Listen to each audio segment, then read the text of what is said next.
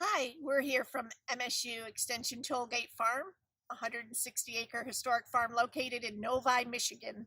Tollgate offers visitors the opportunity to experience agriculture, natural resources, hands-on in an urban environment. Today, we'll be investigating pollinators. At Tollgate, we like to think like scientists and solve mysteries. Today's mystery is, what are pollinators and why are they important to us? Our first stop is to check out some honeybee hives. Let's see what the bees are doing. What do you notice about our bees? Where do you think they're going? What are they bringing back to the hive?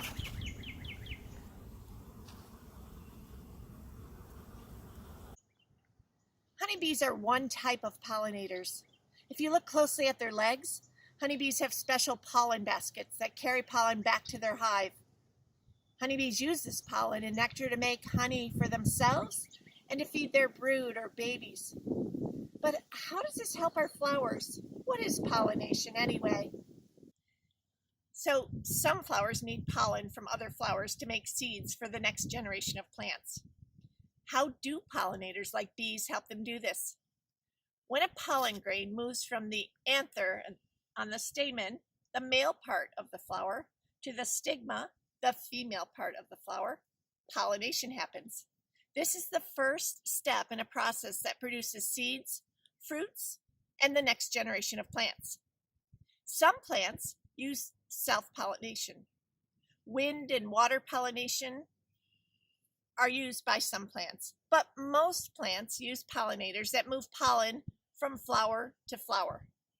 Many of the foods we eat, like apples, almonds, cranberries, and melons, use honeybees for pollination to make their fruits and nuts. What other foods do you like to eat that come from pollinators?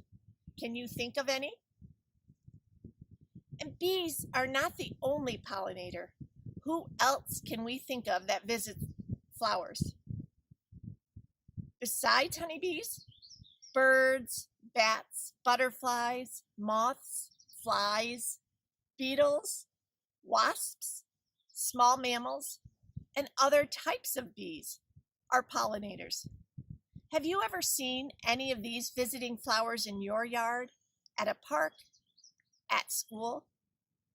So next time you're eating a chocolate bar or an apple, you can thank our pollinator friends.